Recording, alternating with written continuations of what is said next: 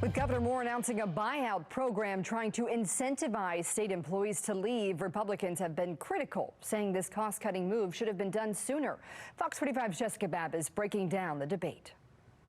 Republicans argue that Marylanders could have been saved from the tax and fee increases had the hiring freeze and buyout program been implemented sooner during the last legislative session when they were debating the budget. But on the other side of the aisle, others argue that these personnel cuts were included in the budget. With a new buyout program rolling out, many state employees are now deciding whether to stay or leave. This $20,000 buyout is going to save a lot of taxpayer money. With state officials trying to balance the budget and make cuts to save money, eligible employees can now apply for the voluntary separation program, where they could get $20,000 plus $300 for each year of service and 6 months of health care on top of that. This is just smart government, right?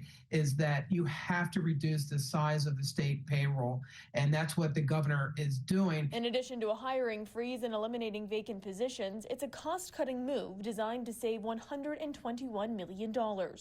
But it's coming with some controversy, with a slew of Republican lawmakers speaking out critical about the timing. Senator J.B. Jennings says he brought up a hiring freeze months ago. My thought was, hey, why are we hiring to those positions? If we don't need those people right now, if the jobs are getting done, let's forego that. I think he had other ideas of how to balance the budget, and he didn't want to go that way. When it comes to the buyout, Minority Leader Senator Stephen Hershey argues the same thing. This could have been done during the 90-day legislative session if and only if the Democratic leadership would have listened to Republican ideas, and we would not have to be doing this later, and we'd not have to have raised taxes on Marylanders. But the budget that passed does require the executive branch to make $121 million in personnel cost reductions.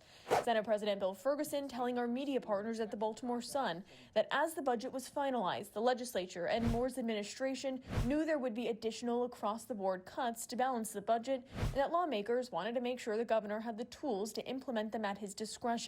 He says a lot of this was anticipated. So we followed up with Senator Hershey, who once again reiterated that the governor and Democrats rejected solutions to right-size state government. The other criticism, earlier this year, as President Trump took office, Governor Wes Moore was critical of the administration slashing the federal workforce. We have seen the beginnings of a trade war, the shutterings of federal agencies, and thousands of workers laid off.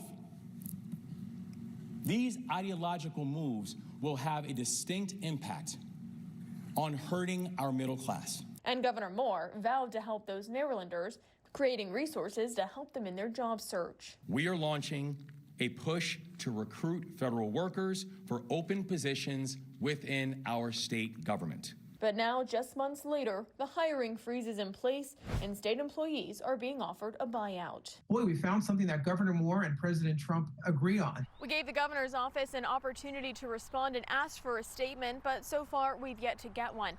We also asked the governor's office how many state employees have applied for the separation program and how many they need to apply to reach their financial target.